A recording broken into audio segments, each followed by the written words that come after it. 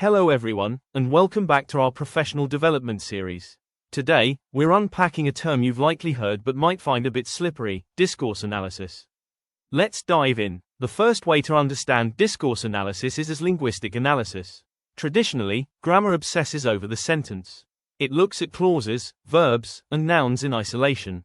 But discourse analysis asks, what happens above the sentence? It studies how language is organized into larger units, like whole conversations or written texts. Here is an example. Think of the concept of cohesion.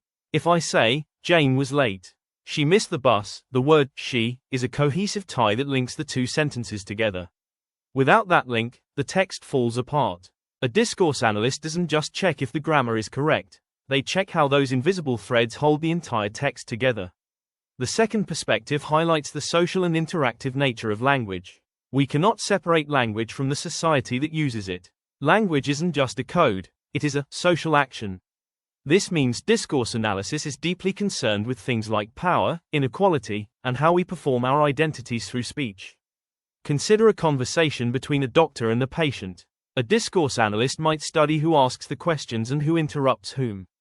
If the doctor constantly interrupts, it reveals a power imbalance inherent in that social institution. The analysis proves that language is doing social work, establishing authority, right there in the room. Finally, discourse analysis is a hybrid field. It's not just one subject. It borrows heavily from sociology, anthropology, and even philosophy. Different fields often study the exact same thing but use different tools to do it. Here is an example of narratives, or storytelling. Literary scholars might study a story to find its plot structures or character archetypes. However, sociolinguists analyze the same story to see how it functions in conversation. It is the same story, but two completely different analytical lenses. So, to recap, discourse analysis is about looking at the structure of whole texts, understanding the social power behind them, and using multiple disciplines to crack the code of communication.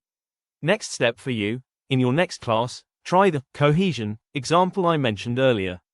Ask your students to circle every he, she, or it in a text and draw an arrow to the word it replaces. It's a simple way to show them that English lives beyond the sentence. Thanks for listening.